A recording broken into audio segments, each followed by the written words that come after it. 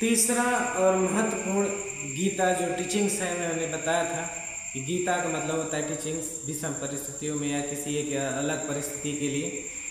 तीसरा गीता की जो मैं चर्चा करने जा रहा हूँ इसे कहते हैं अवधूत गीता, जो दत्तात्रेय और कार्तिकेय के बीच डिस्कशन हुआ है। ये बहुत इम्पॉर्टेंट है अगर किसी को आत्मज्ञान करना है। इसमें आत्मा के गुण, विचारों, शक्तियों और आत्मा को कैसे, आत्मा का जो चेतना स्तर है, कॉन्शियसनेस, उसे कैसे बढ़ाएं घटाएं, इन सब चीज़ों के बारे में चर्चा की गई है। और अवधूत गीता मेनली जो नाथ संप्रदाय वाले लोग होते हैं इसको फॉलो करते हैं, या नाथ संप्रदाय में अवधूत गीता का बहुत महत्व होता है। इसमें कार्तिकेय और दत्तात्रेय दोनों काफ़ी अच्छे योगी हैं, ब्रह्मचारी योगी हैं, आपस में बैठते हैं और आत्ममंथन करते हैं।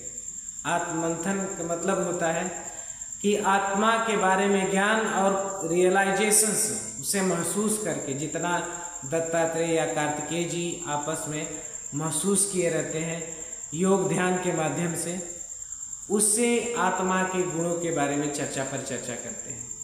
इसका प्रथम भाग ये होता है जिसमें हम अपने शारीरिक शुद्धिकरण के बारे में सीखते हैं।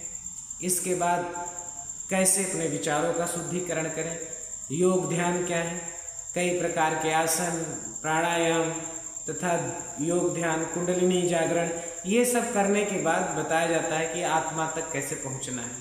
इसके बाद इसमें आत्मा को ही परम तत्व माना गया है। परम तत्व का मतलब जिससे सभी चीज़ों का नियंत्रण या निर्माण होता है।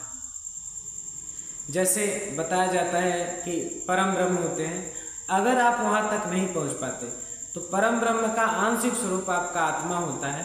तो अगर हम आत्मा के बारे में पढ़ लेते हैं अवधूत गीता के हिसाब से कि अगर हम आत्मा को समझ लेते हैं तो परमात्मा को समझना आसान हो जाता है, या आत्मा ही जो होता है परमात्मा के एक स्वरूप या अंश होता है।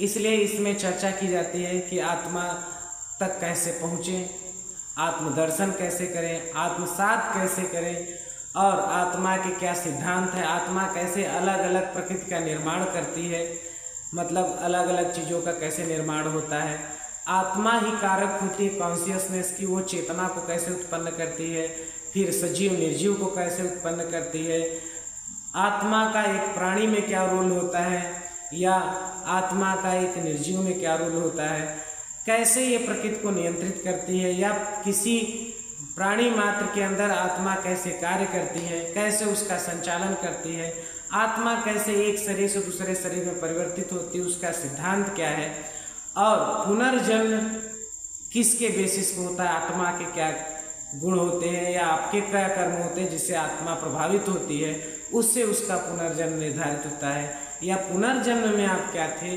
जिसके कारण आप ऐसा हुए, इसका निर्धारण आत्म सिद्धांत के हिसाब से किया जाता है।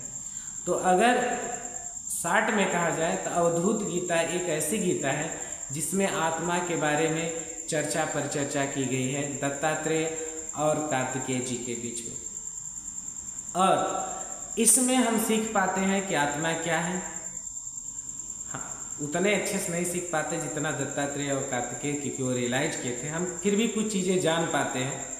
जो लोग जानना चाहते हैं, जिज्ञासु हैं, वो इस गीता को पढ़ के आत्मा के बारे में जान सकते हैं। आत्मा किन किन चीज़ों का नियंत्रण कर सकती है, आत्मा का रोल क्या होता है प्रकृति में, हमारे शरीर में, अन्य जीवों में, आत्मा किन सिद्धांतों को फॉलो करती है, किस सिद्धांत के हिसाब से एक शरीर से दूसरे शरीर में जाती है, कब वो मोक्ष को प्राप्त करती है, आत्मा को मोक्ष प्राप्त करने के सिद्धांत क्या है, क्या विधियाँ हैं, योग, प्राणायाम, ये सब चीज़ें, भक्ति मार्ग।